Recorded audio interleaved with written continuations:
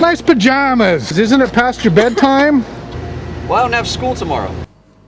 I hate Spider-Man.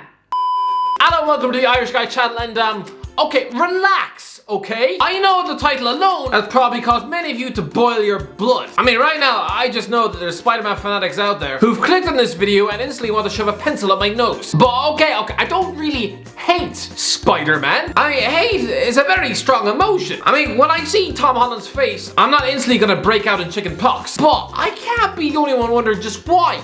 Why? Why is the world so obsessed with Spider-Man right now? It's a story about a teenage boy who gets bitten by a spider and is now able to climb up walls. I mean, as far as superpowers go, that's pretty tame. I mean, what does he actually do? Just swing around from building to building? Right, so he's essentially just Tarzan with a bit more mess. I mean, what's he supposed to do? Web you to death? I mean, if you're an evil villain hell-bent on world domination, I mean, do you really think a cobweb in your eye is gonna stop you? I mean, what's the plot of these films? Why, it's about some little schoolboy who winds up having evening cuddles with someone called MJ. That doesn't sound like the plot of a Marvel movie. No, it sounds like CCTV evidence you'd find at the Neverland Ranch. With great power comes great responsibility. I'm sorry, no, that sounds like something the prison counselor probably keeps repeating to Harvey Weinstein every Wednesday morning in Reform Group. Whatever about the story, what really gets me is that they keep rebooting this every 7.5 minutes. It seems like every week of my life, there's always a Spider-Man trailer on the TV. I'm sorry, but Tobey Maguire gave us 3 Spider-Man movies.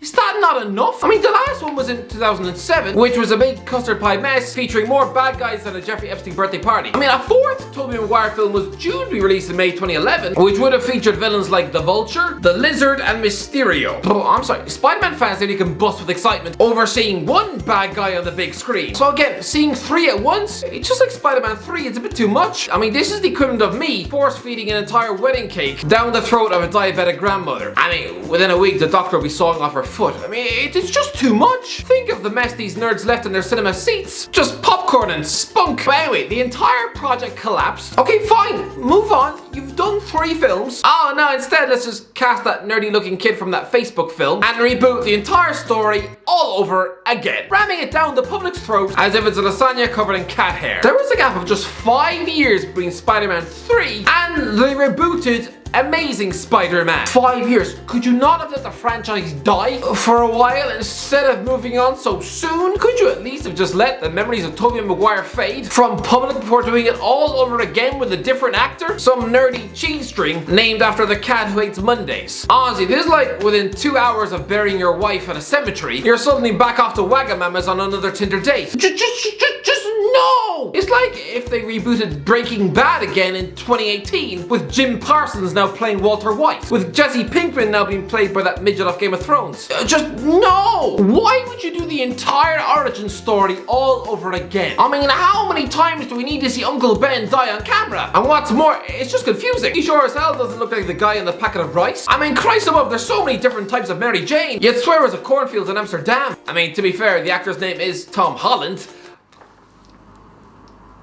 Hello? Is this thing on?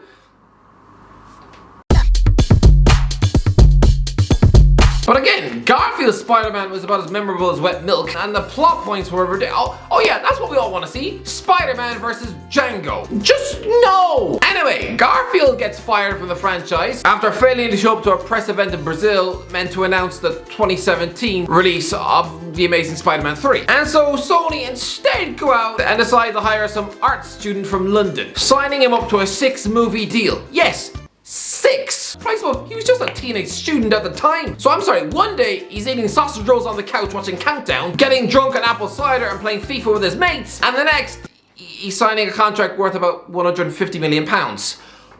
Ridiculous. Back then, even his friends on Facebook probably didn't even know who he was. Now, he's on every billboard on the planet. Yeah, even the ones in Somalia and Beirut. Listen, when I was a kid, Tobey Maguire was the perfect Spider-Man. I mean, let's not forget, Peter Parker is traditionally supposed to be some antisocial nerd bookworm who's about as attractive and charismatic as wet cauliflower. But this Tom Holland kid, does he look like someone to be bullied at the back of science class? No. He looks like something spat out of Disney's backside. I'm convinced if you hoist him upside down and shake him by his ankles, I'm guessing a pair of Mickey Mouse ears will fall out of his shorts. This guy was born in 1996. Right. If he was born in 1986, I mean, this is the sort of fella who would have been cast to play the lead in High School Musical. I mean, look at him, he's got cheeks softer than a couch. That's not nerdy Peter Parker. Nah, at least Tobey Maguire. Even on set, James Franco used to say he looked like a frog. Honestly, this is him in Spider-Man 3. I mean, am I the one who thinks that he clearly looks like he's got photos of dead babies on his laptop? Honestly, there's a creepy serial killer vibe to this character. But Tom Holland looks like he belongs in One Direction, or on the set of Barney the Dinosaur. But listen, I'm not saying that Sam Raimi didn't make any mistakes for his Spider-Man films, because apparently Tobey Maguire wasn't first choice. It was actually Heath Ledger. But again, no. Don't cast someone who looks like he belongs on the set of Home and Away. Peter Parker is supposed to be a scrawny nerd, right? Heath Ledger looks like he could bench press a caravan. But also, way too old. I mean, this guy tried to be a high school student in 10 Things I Hate About You in 1999, and honestly, that was about as believable as Prince Andrew having dinner at Pizza Express. I mean, to be honest, he looks like someone who, if he walked into a takeaway and had to associate with modern day peasants, that he thinks he'd probably catch the bubonic plague. But anyway, in that film, Heath Ledger looked older than his goddamn teachers. It was like Channing Tatum in 21 Jump Street. So again, playing a nerdy teenage boy 3 years later in 2002, when he's got biceps bigger than a fridge? Again, no. Also, signing him up to a Spider-Man trilogy would have instantly ruled him out of any participation in The Dark Knight, meaning the role of the Joker would have gone to either Steve Carell or Robin Williams.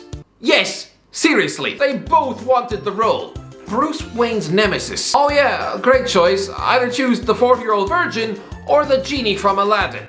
Christ above. But it's not just Spider-Man that annoys me. I've sat through 2 Venom movies, and honestly, midway through the first one, I felt like getting sick of my popcorn. I mean, more fool me for choosing to watch the sequel then. It's a bit like watching a homemade video of Boris Johnson as he sits in the toilet 2 hours after eating a Mexican curry. I mean, after watching something that makes me want to rip the eyes out of my face with a fork, then it's my own stupid fault if I choose to watch the sequel. But even Venom, Christ of, he is supposed to be a grisly, threatening monster. But here, close your eyes and listen to the movie, and it just sounds like Bane cracking jokes. This is supposed to be a fearsome monster, the evil Spider-Man, right? Instead, in Venom 2, this fella is cooking Tom Hardy his breakfast. He winds up getting drunk at a rave and spends the entire movie moaning about having to eat chickens. I'm sorry, how is anyone going to be scared by a monster who keeps making PG-13 jokes? He was less Michael Myers, more Michael McIntyre. But this is what happens when movie companies vomit out scripts for superhero movies without any sort of thought or effort. I'm convinced that Venom's sequel was written by some executive on the bus. The complete lack of care that went into paying homage to a comic book legend. Instead of going out there to hire one of the best directors in the game, oh no,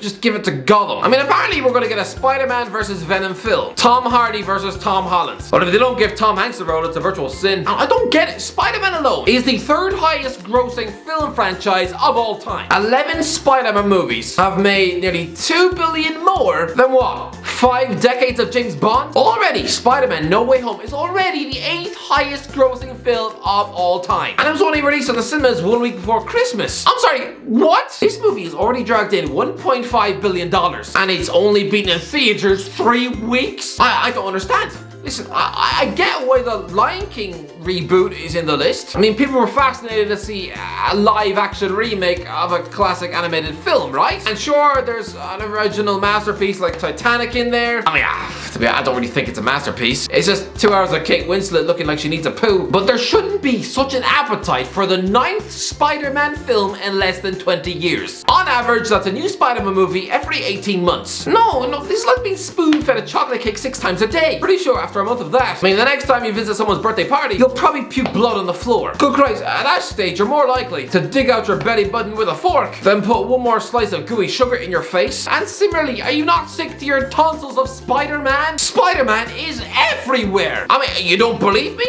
Right. A homemade YouTube video in 2012 featuring some fella in a Spider-Man suit teaching a woman how to box. Footage that looks like it was shot on an actual block of cheese. That's got nearly 300 million views. Even Post Malone's song for the animated Spider-Man film, that video's been clicked on 1.6 billion times.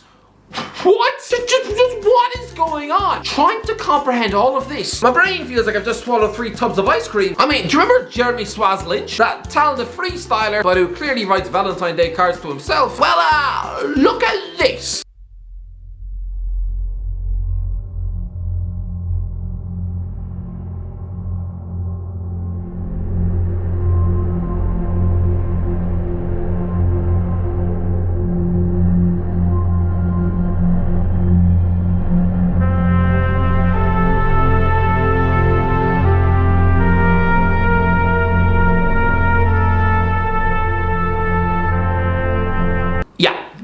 84 million people are interested in watching a grown man climb up his bathroom wall. Well, I say climbed up the bathroom wall. No, correction, it's more, it's a grown man standing on a tap. 84 million people. So basically the population of Turkey or Iran. I don't get it. Me places more trust in that tap than I do my own man. But I think what I'm trying to say here is, when do the Spider-Man movies end? Once Tom Holland leaves his role, what, you think that's gonna be it?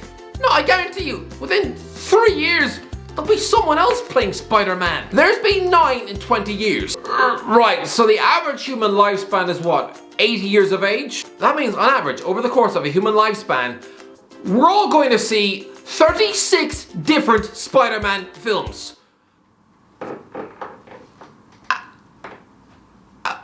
feel like my brain's going to burst. 36 Spider-Man films and around 12 different actors playing Spider-Man. Just no! Anyway, that's from this video. What do you think? Alright, let me know. Have I got this all wrong? Are there not enough Spider-Man movies? Let me know in the comment section. If you enjoyed the video, don't forget to subscribe. As always, I'll talk to you in a while.